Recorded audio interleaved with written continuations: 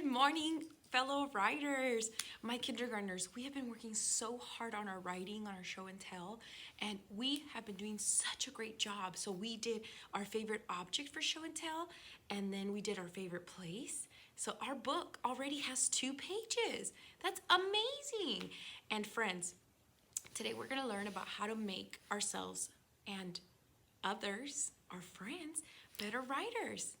That's right, let me tell you how. So, we've been sharing and talking about all your favorite things, your object and your place, and you've been telling us some amazing things, and we learned so much about you, which I love. I love getting to know you better. And your friends are getting to know you better too. That makes you better friends.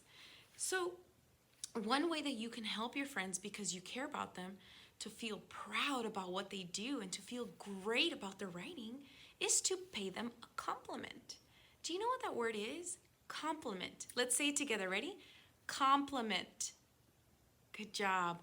A compliment, friends, is when you tell others what a great job they're doing, or when you point out specifically, hey, I really like that drawing. That detail was great, or this sentence was amazing. You did a great job. That's a compliment. When you tell them something that they did great or something that you really liked. Another way we can give compliments outside of writing is to give them a hug and say, I appreciate you. Or when you hug your loved ones at home, I love you, right? You tell them that. You can also give somebody a high five, air five. Or you can say, great job. I noticed that you did this. I noticed that you did that. That's a compliment.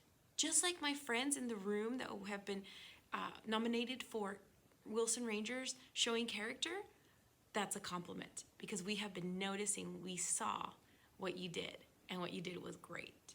And friends, every day in my classroom, you are doing amazing writing, amazing reading. I cannot be prouder. So I want to make sure that you are paying everyone a compliment on their writing. We want to make sure we practice that from now on, because every time somebody shows us a writing, they did something that was great and amazing. And we need to make sure that we practice that life principle of building each other up. So, yesterday was Sunday, and we were having such a great day. I was actually watching a TV show, friends. I wanted to tell you all about it.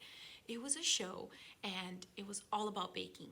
And so there was this chef, and she was a great chef. She was like a world-renowned chef, and she was making this amazing cake. Well, friends, this amazing cake, she didn't just, hey, here's a cake. Here you go. No. While she was baking it and mixing the ingredients, kind of like what we did for the muffins, friends, she was being so detailed in the things that she was saying about it. So she would give us information like, we need to make sure that we mix it gently, and when we put it in the oven, we need to be careful so that we don't burn ourselves. That's very detailed information. She was also telling us a lot of things about the cake, not just what she was doing. And so she said, this is German chocolate cake.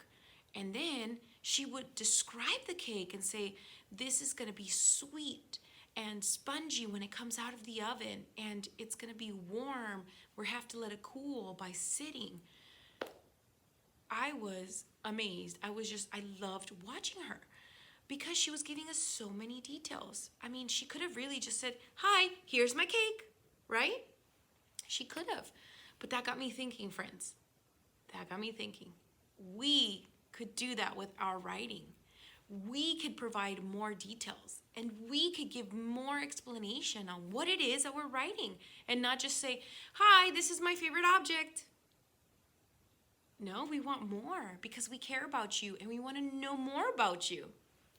So today, I want to teach you, friends, that when writers show and tell an object that they're creating their piece about, they use longer labels, which means more words, and sometimes even complete sentences. Yeah, they'll use complete sentences to describe what's happening, what it is, where you got it from, why it's so special, what it looks like, what it feels like, using those 5 senses. Remember we talked about our senses? our hearing, our sight, our smell, our touch, and our taste.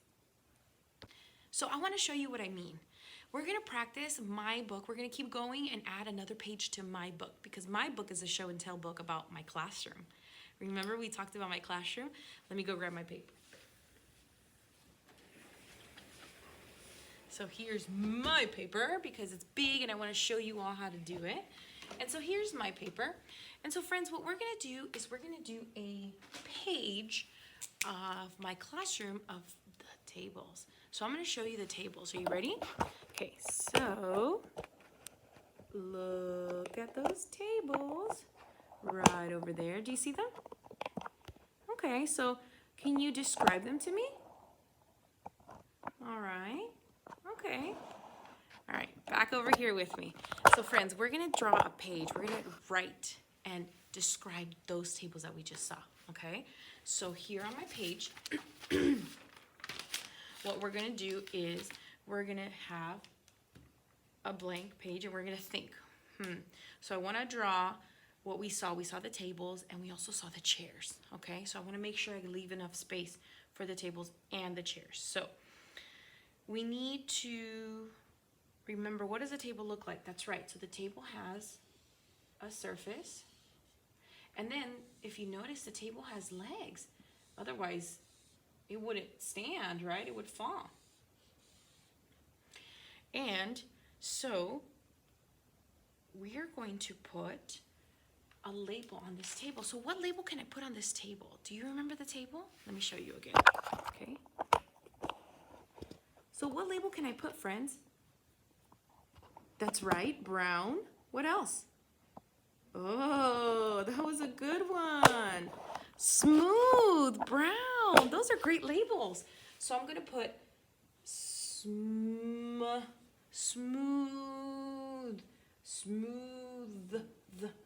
smooth. That's right. And remember we did our snap words? So I'm going to add a snap word. I'm going to add the snap word, the smooth what, friends? The smooth dog?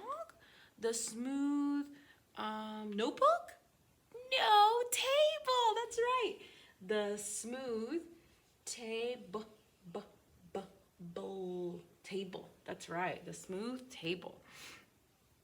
So, you see how I was being brave and I did a longer label? I could have just put table and I could have just put smooth, but I didn't. I put the smooth table. So my label's a little bit longer. So now we're going to try the same thing with the chairs, okay? Do you remember what they look like? Yeah.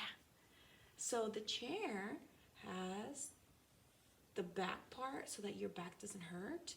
And then it has a seat. And then it has 4 legs. That's right, it has 4 legs. So they are black.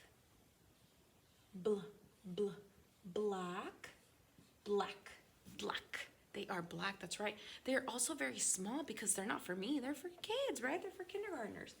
Small.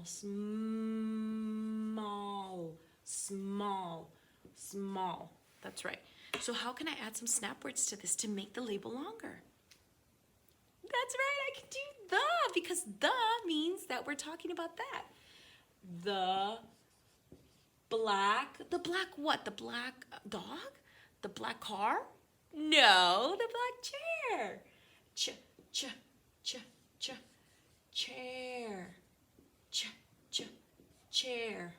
The black chair. Good job. And friends, I'm going to be brave and I'm going to write a sentence. Are you ready? So I'm going to write a sentence.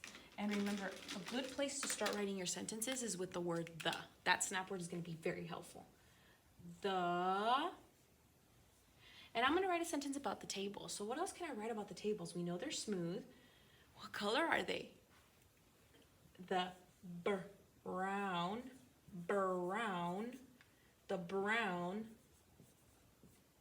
table. Good job. So friends, I want you to be brave today. And today in your new page, on a new piece of paper, I want you to describe something around you. Anything that you have near you or in your home that you think would be interesting for us to know.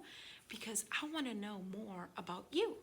And so I want you to draw it with as much detail as possible, and I want you to be brave and have longer labels and maybe even a sentence. I can't wait to see your beautiful drawings and your beautiful writing. Thank you, friends.